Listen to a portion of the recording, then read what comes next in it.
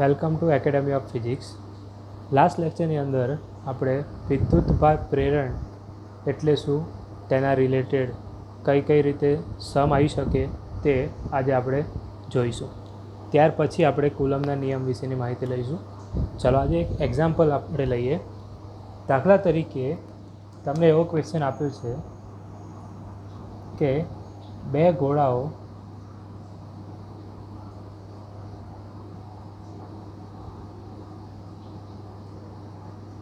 એ અને બી, બે ગોળાઓ છે અહીંયા એ અને બી. એ ગોળા પરનો વિદ્યુતભાર છે ક્યુ, બી ગોળા પરનો વિદ્યુતભાર છે 2Q.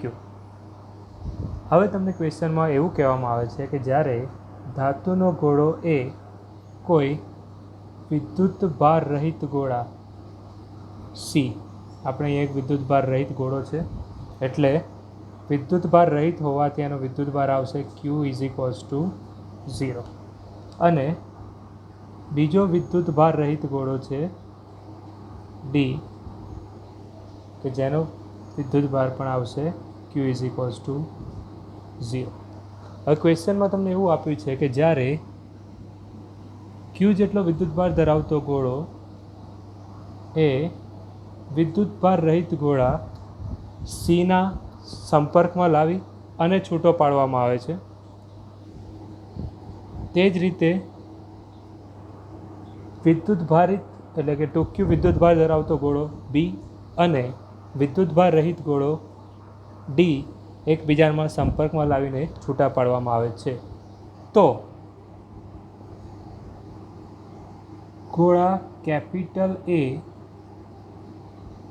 અને ગોળા બી પરનો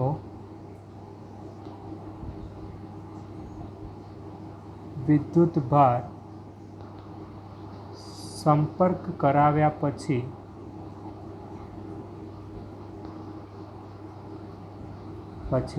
શોધો. તો આ ક્વેશ્ચનની અંદર શું છે, વિદ્યુતભારિત ગોળો ક્યુ અને વિદ્યુતભાર રહિત ગોળો સી એકબીજાના સંપર્કમાં લાવવાના છે. એટલે સૌ પ્રથમ આપણે સ્ટેપ કરીશું આ રીતે. વિદ્યુતભારિત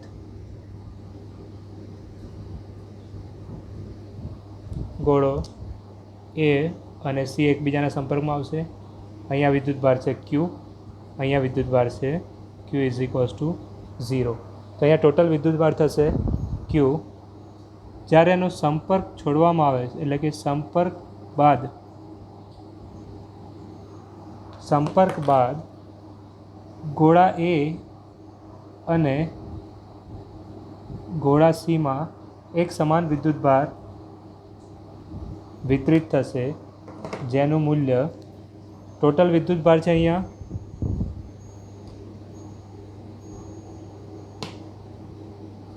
= Q + 0. તો ટોટલ વિદ્યુતભાર થશે અહીંયા ક્યુના બે ભાગ સરખા ભાગ પાડીએ તો એ અને સી પર વિદ્યુતભાર આવશે Q/2, બરાબર છે. એ પર વિદ્યુતભાર આવશે Q/2, સી પર વિદ્યુતભાર આવશે Q/2. તે જ રીતે આપણે બી અને ડીને સંપર્કમાં લાવી અને સંપર્ક છોડ્યા પછી અથવા તો સંપર્ક બાદના વિદ્યુતભારો શોધીશું. એ અને સી વિદ્યુતભારિત ગોળાઓને એકબીજાના સંપર્કમાં હોય ત્યારે કુલ વિદ્યુતભાર આવશે Q + 0 = Q. જ્યારે સંપર્ક છોડવામાં આવે છે એટલે કે સંપર્ક બાદ બંને ગોળાઓ એ અને સી પર એક સમાન વિદ્યુતભાર વિતરિત થશે. તો ક્યુના બે સમાન ભાગ પડે છે Q/2. આ જ રીતે જ્યારે બે વિદ્યુતભારિત ગોળાઓમાં બી વિદ્યુતભારિત ગોળો છે જેનો વિદ્યુતભાર છે 2Q અને ડી કે જેના પર વિદ્યુતભાર છે Q = 0. તો સંપર્કમાં હોય ત્યારે કુલ વિદ્યુતભાર કેટલો આવશે? 2Q + 0 = 2Q. હવે સંપર્ક છૂટો પાડવામાં આવે ત્યારે વિદ્યાર્થી મિત્રો એટલું યાદ રાખો કે એક સમાન ભાગમાં વિતરિત થશે વિદ્યુતભાર. તો અહીંયા ટોટલ વિદ્યુતભાર છે 2Q. તો 2Qના બે ભાગ પડશે QQ. તો ગોળા બી પર વિદ્યુતભાર આવે Q, ગોળા ડી પર વિદ્યુતભાર આવશે Q. હવે ક્વેશ્ચનમાં તમને શું કીધું છે, આ પ્રક્રિયા પત્યા પછી જ્યારે ગોળો બી અને ગોળો એ આના જ્યારે ગોળા એ અને ગોળા બીને એકબીજાના સંપર્કમાં લાવીને છૂટા પાડવામાં આવે તો અંતે વિદ્યુતભારનું મૂલ્ય કેટલું હશે તે આપણે જોઈએ. વિદ્યુતભારિત ગોળા એ અને બીજો ગોળો છે આપણો બી. તો ગોળા એ અને ગોળા બીને જ્યારે સી અને ડી સાથે અનુક્રમે સંપર્કમાં લાવ્યા બાદ તેમના પરના વિદ્યુતભારો, ગોળા એ પરનો વિદ્યુતભાર હતો Q/2 અને ગોળા બી પરનો વિદ્યુતભાર રહ્યો હતો Q. તો કુલ વિદ્યુતભાર કેટલો આવશે સંપર્કમાં છે ત્યારે? કુલ વિદ્યુતભાર Q + Q/2 = 2Q + Q એટલે કે 3Q/2. જ્યારે સંપર્ક છોડવામાં આવે છે ત્યારે બંને ગોળા પર એક સમાન વિદ્યુતભારો વિતરિત થશે. એટલે જે કુલ વિદ્યુતભાર છે Q, 3Q/2 એના બે સરખા ભાગ કરવાના છે તમારે. તો ગોળો એ અને ગોળા બી પર કુલ વિદ્યુતભાર આવશે 3Q/4, 3Q/4. તો ટોટલી બધી પ્રોસેસને અંતે ફાઇનલ એ અને બીનો આન્સર આવે છે 3Q/4, 3Q/4. આ ઘટના થશે સંપર્ક છોડ્યા બાદ. એ અને બી પરનો વિદ્યુતભાર 3Q/4, 3Q/4. તો આગળ જે આપણે ગોળાઓમાં કઈ રીતે વિદ્યુતભારનું વિતરણ થાય છે એના રિલેટેડ એક હોમવર્ક તમને હું આપું છું. તમારે મને મારી યુટ્યુબ ચેનલ પર કોમેન્ટથી એનો આન્સર આપવાનો છે. ગોળા એ અને ગોળા બી પરના વિદ્યુતભારો અનુક્રમે Q/2 અને Q/4 છે. પ્રથમ ગોળા એને વિદ્યુતભાર રહિત ગોળા સી સાથે સંપર્ક કરાવવામાં આવે છે. સંપર્ક કર્યા બાદ જ્યારે ગોળા એ અને બીને એકબીજાના સંપર્કમાં લાવી અને છૂટા પાડવા સંપર્કમાં લાવી છૂટા પડે ત્યારે એ અને બી પરનો વિદ્યુતભાર શોધો. તો આ તમારે મને એનો આન્સર યુટ્યુબ ચેનલમાં કોમેન્ટથી આપવાનો છે. હવે જોઈશું આપણે કુલમનો નિયમ. હવે આપણે જોઈશું કુલમનો નિયમ કે જેને વિદ્યુતકીય બળનો નિયમ તરીકે પણ ઓળખવામાં આવે છે. વિદ્યાર્થી મિત્રો, કુલમનો નિયમ જો તમને ગુરુત્વાકર્ષણનો નિયમ આવડતો હશે તો કુલમનો નિયમ ખૂબ જ સહેલાઈથી સમજ પડી જશે. હું એક સાઈડ પર ગુરુત્વાકર્ષણનો નિયમના ફોર્મ્યુલા લખીશ અને એની બાજુમાં કુલમના નિયમનો ફોર્મ્યુલા લખીશ. એટલે તમને આઈડિયા આવી જશે કે શું તફાવત છે અને નિયમ કઈ રીતે લખવાનો છે. તો અહીંયા જોઈએ આપણે ગુરુત્વાકર્ષણનો નિયમ, જે તમે ચેપ્ટર 8 11th ભણી ગયા છો. અને આ બાજુ છે જે અત્યારે આપણે સ્ટડી કરવાનો છે, કુલમનો નિયમ. હવે ગુરુત્વાકર્ષણના નિયમની અંદર શું હતું? બે દળ ધરાવતા પદાર્થો, એકનું દળ છે m1, બીજાનું દળ છે m2, બંને એકબીજાથી r જેટલા અંતરે છે. તો વિદ્યાર્થી મિત્રો, આપણને ખબર છે ગુરુત્વાકર્ષણની અંદર ગુરુત્વાકર્ષણ બળને કારણે આ બંને બળો ગોળા m1 અને m2 દળ ધરાવતા જે ગોળાઓ છે એકબીજા પર પરસ્પર બળ લગાવે છે, જે ગુરુત્વાકર્ષણ બળ છે. અને જે બળ લાગે છે કઈ રીતે હોય છે? તો ગુરુત્વાકર્ષણ બળ જે છે એ બંને ગોળાઓના દળના ગુણાકારના સમપ્રમાણમાં, એટલે m1 અને m2 દળના ગુણાકારના સમપ્રમાણમાં હોય છે. અને તેમની વચ્ચેનું જે અંતર r છે એના વર્ગના વ્યસ્ત પ્રમાણમાં હોય છે. એટલે આ વ્યસ્ત પ્રમાણ થઈ ગયું, આ સમપ્રમાણ થઈ ગયું. આ જે બળ છે ગુરુત્વાકર્ષણ બળ છે.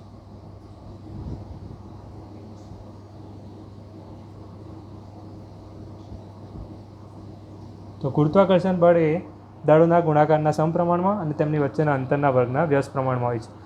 હવે જે રીતે ગુરુત્વાકર્ષણનો નિયમ જોયો એ જ રીતે કુલમનો નિયમ પણ વ્યસ્ત વર્ગનો નિયમ છે. જે રીતે આની અંદર m1 અને m2 દળો સમપ્રમાણમાં છે, તે રીતે કુલમના નિયમની અંદર વિદ્યુતભારો એ સમપ્રમાણમાં હોય છે. જે રીતે આની અંદર અંતર વ્યસ્ત વર્ગમાં ચલે છે એ જ રીતે આની અંદર પણ અંતર જે છે એ વ્યસ્ત વર્ગની અંદર ચાલશે. ઓકે, તો બે બિંદુવત વિદ્યુતભારો આપણે લીધા છે, Q1 અને Q2. અત્યારે બંને બિંદુવત વિદ્યુતભારો હવાની અંદર છે. તો તેમની વચ્ચે કાં તો આકર્ષી પ્રકારનું બળ લાગશે કાં તો અપાકર્ષી પ્રકારનું બળ લાગશે કે જેને વિદ્યુતીય બળ તરીકે ઓળખવામાં આવે છે અથવા તો કુલંબીય બળ પણ આપણે કહીશું. તો બે બિંદુવત વિદ્યુત ભારો, નિયમ હું બોલું છું અહીંયા, બે બિંદુવત વિદ્યુત ભારો Q1 અને Q2 પર લાગતું વિદ્યુતકીય બળ એટલે કે F એ બંને વિદ્યુત ભારોના મૂલ્યો, એટલે બંને વિદ્યુત ભારોના આપણે મૂલ્ય લઈ લઈએ Q1 Q2 ના ગુણાકારના સમપ્રમાણમાં અને તેમની વચ્ચેનું જે અંતર છે R એના વર્ગ, એટલે Rનો વર્ગ થયો, એના વ્યસ્ત પ્રમાણમાં હોય છે, જેને કુલમ્બનો નિયમ કહે છે. Q1 અને Q2 બે બિંદુ વિદ્યુત ભારો વચ્ચે લાગતું બળ F એ બંને વિદ્યુત ભારોના ગુણાકારના સમપ્રમાણમાં તેમની વચ્ચેના અંતરના વર્ગના વ્યસ્ત પ્રમાણમાં હોય છે. જ્યારે આપણે આ સમપ્રમાણતા અચળાંક ઓપન કરીશું ત્યારે સમીકરણ આપણને આ રીતે મળશે. F ઇઝ ઇક્વલ્સ ટુ કે Q1 Q2 upon R square, જ્યાં કે એ કુલંબનો અચળાંક છે, જ્યાં કે એ કુલંબનો અચળાંક છે, જેનું મૂલ્ય તમારે યાદ રાખવાનું છે 12th પતે ત્યાં સુધી, જેનું મૂલ્ય k is equals to 9 into 10⁻⁹ એનો યુનિટ આવશે newton metre square upon coulomb square. તો એ યુનિટ કઈ રીતે આવે છે? તો કેનો યુનિટ આપણે શોધવો છે, આર સ્ક્વેર સામે મલ્ટીપ્લાય થશે, એફનો એકમ છે ન્યૂટન, આર એ અંતર છે એટલે એનો એકમ થશે મીટર સ્ક્વેર, અને Q1 અને Q2 એ વિદ્યુત ભારો છે જેનો એકમ આવે કુલંબ, તો કુલંબ ઇન્ટુ કુલંબ એટલે કુલંબનો સ્ક્વેર. તો આ જે છે પોઈન્ટ કે કુલંબના નિયમ અચળાંક છે જેનું મૂલ્ય 9 into 10⁹ newton metre square upon coulomb square છે. હવે આનું પારિમાણિક સૂત્ર ઘણી બધી વાર એક્ઝામમાં પૂછાતું હોય છે, કેનું પારિમાણિક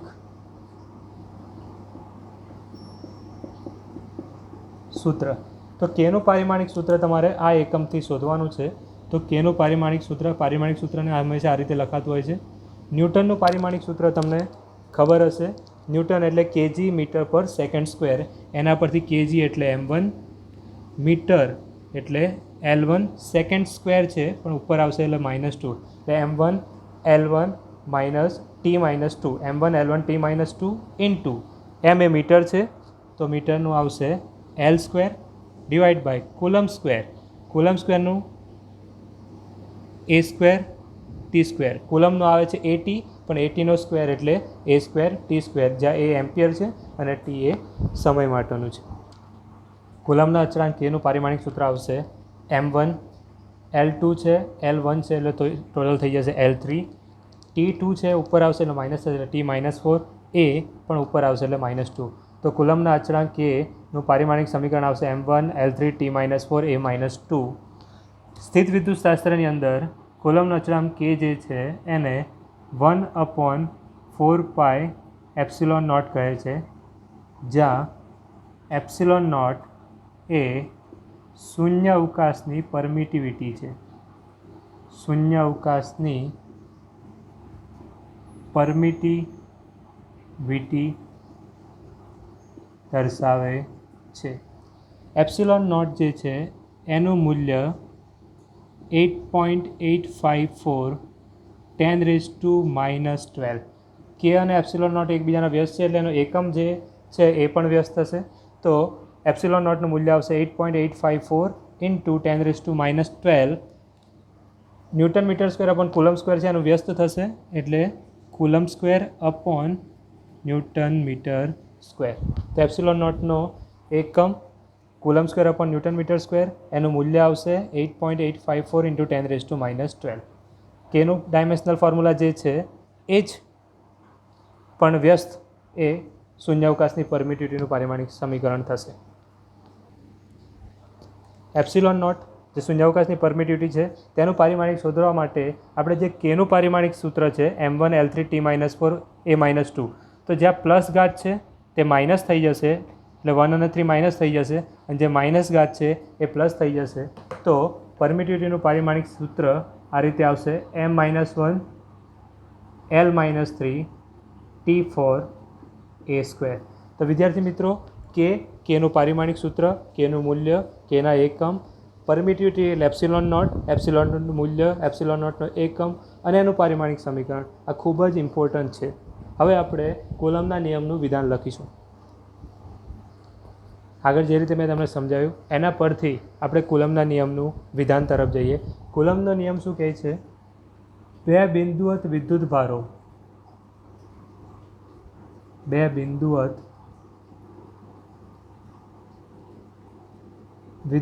ભારો વચ્ચે લાગતું કુલંબીય બળ, એનું બીજું નામ છે વિદ્યુતકીય બળ,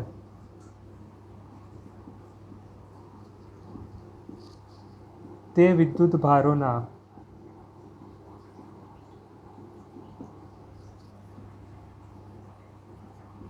મૂલ્યોના ગુણાકારના કેવા પ્રમાણમાં હોય છે? સમપ્રમાણમાં. અને તેમની વચ્ચેના જે અંતર છે r, અંતરના વર્ગના, આ શબ્દ લખવો જરૂરી છે, અંતરના વર્ગના વ્યસ્ત પ્રમાણમાં હોય છે.